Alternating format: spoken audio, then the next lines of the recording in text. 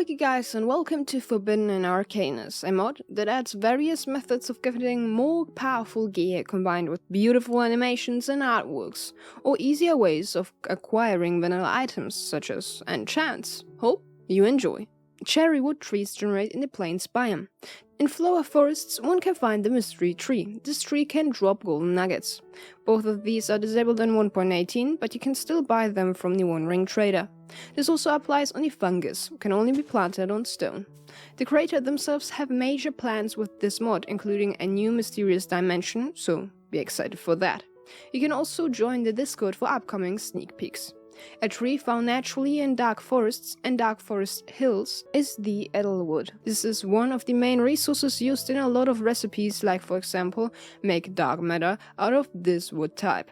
To get these special edelwood sticks, you need to find a native tree with branches. Apart from being a nice decoration tree, the ladder, made out of edel, is way quicker. The bucket itself can not only store more liquid at once, but even kidnap bigger animals such as chickens or squids. Don't you just love to stuff a chicken in a bucket? Now to the ores.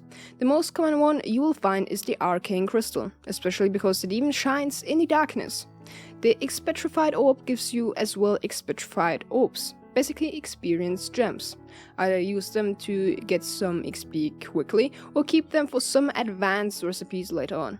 Runes are purple shiny blocks, and lastly, the stellar arcanum. This ore is quite dangerous when mined, so don't stand right next to it. Another resource you can find in the depths are petrified roots. Rarely, these can drop strange roots instead of sticks, an alternative to nether warts. A new plant generating in this version is the nipper. It can be found in floating islands all around your world. This plant will generate from time to time arcane crystal dust to create more dust. One can gather the plant and replant it somewhere else. Utilities. Now let's talk about some utilities. I won't go over the recipes themselves as it doesn't need any explanation. If the player now breaks spawners, it will give them spawner scraps. This allows you to create items such as the quantum catcher, which lets you transport any entity you want. Or the lens of veritatis. This will let you see aureal entities. What are aureal entities? Normally you cannot see the difference, but it is very important in the chapter Sanity. A very unique item can be found in end cities, the Orb of Temporary Flight. It grants the consumer creative flight for a few moments, including no fall damage. A craftable jar is called Utrim. Right now can only be used for fluid storage, but later it can be used to store pixies. The permafrost enchant is very important if you want to transport lava in your elderwood bucket, as normally it gets destroyed, turned into charcoal, and the lava is placed under you. The Spectral Eye amulet will inflict all surrounding mobs with glowing, so you can easily see them. You can turn it on and off with a right click. One is able to summon the black orb by dropping a dark matter and corrupt the dust on the ground. This mysterious black circle will eat up any experienced orbs nearby until it's able to spit out expetrified orbs. The arcane bone meal can transform farmland into magical ones. Doubles the output of crops. A zombie arm will rarely drop from zombies. This can infect villagers and horses, making them zombified.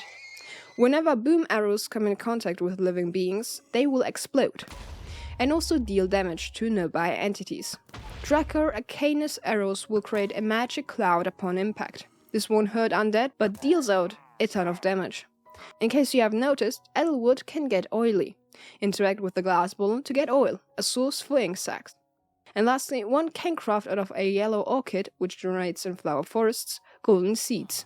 This can be planted, which gives you arcane nuggets occasionally, a needed resource for most recipes. Equipment. First, you can make out of arcane gold, armor and tools. This is stronger than diamond, having 0.5 more toughness. Out of a skeleton skull, bones and some cloth, you can make the mortem armor. It's around the same strength as iron. Now let's talk about Draco stuff. Combine your dragon head with a mystical dagger to acquire dragon scale. This material can be combined with other ingredients to unlock new armor sets. This includes the Draco Arcanus tools and armor, better than netherite, and as well the T-armor, which is even better than the Draco armor, Sanity. Even though this all seems good and interesting, there's indeed a new challenge you should look out for, your Sanity meter. With certain actions like killing friendly or real entities, your corruption increases. This is by default a 35% likeliness. But if you kill all real entities, which are just normal passive living beings, you can detect them with a lens of Veritatis, the chance is over 40% and will increase by 3 points. Corruption decreases by itself by 1 point each 5 minutes. If you achieve too high corruption, you will face consequences, such as negative effects, random frightening sounds will be played,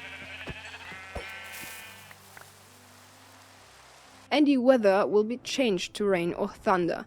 Now you may wonder how to see your corruption level. This can be done with the Sanity meter. By right-clicking, you get specific details. If it's only in your inventory, an icon that either fills up with corruption or with Oriel will be displayed above your hotbar. The only way how to reduce corruption is either to wait or to use purifying soap.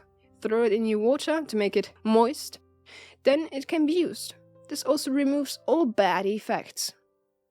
Oriel can be filled up by being near a nipper plant or by consuming Oriel bowls found as loot, but they are also craftable. Forge. Now all of that is really interesting, but is there even a use for Oriel essence? Yes, with the Forge. For the whole structure you need 45 polished darkstone, 9 arcane chisel polished darkstone, and 4 chiseled arcane polished darkstone. The end result should look like this. Place the smithing table in the middle and shift right-click with a Mundibatur dust. Congratulations, you created the Hephaestus Forge. Before explaining, you will need arcane pedestals above the polished darkstone in order to perform rituals. Upon interacting with the Forge, a customized UI menu will welcome you. Let's firstly talk about the different essences the Forge needs to operate. These are displayed with 4 separate bars, 2 on each side. The first one is Oriel. It can be filled with Oriel bowls, which were explained in Sanity. The second one are souls. For this procedure, you need a soul extractor. Use it on soul sand to extract souls, leaving behind soulless sand, a decoration block. Souls are used to fill up the second bar. The next essence is blood. Collect it in test tubes by killing entities with a mystical dagger. It will slowly fill up while it's in your inventory. The last one is pretty self-explanatory. It's experience, usable or enchantings. To start a specific ritual, you need a ritual gavel. After placing your items on the pedestal, add the last one in the middle of the forge and right-click with the blacksmith hammer. It will start the magical crafting. These rituals are mainly used for creating enchants, but there are 2 special recipes. Firstly, the Eternal Stellar. If combined with any sort of equipment, it makes it indestructible. Or use it with the right click to repair all of your equipment in your inventory. The other special recipe is the Smelter Prism. This combined with your equipment makes it fiery, meaning it will automatically smelt blocks. But this is still far from being done. As you may have noticed, in the future you will be able to equip your forge even better to level it up, which unlocks more slots, allowing probably more difficult recipes. Decoration and missing items. The Arcane Dragon Egg is currently just a simple decoration. Bats will now drop their wings. It can be used for a special soup that grants night vision. Yummy. If you want to make your taste buds cry, you can eat the wing by itself, of course. Just sometimes it could poison you. This kind of reminds me of something. Another food source is dropped by squids. Apart from ink sacs, they can give you tentacles that can be cooked. And lastly, one can create an arcane obelisk. Currently only decoration, but will probably be used for rituals, I can imagine. Well, this was today's video. I hope you enjoyed it. If you did, then please leave a like or maybe consider subscribe and tell me what I should showcase next. We'll see us in the next video. Stay safe in game. Ciao.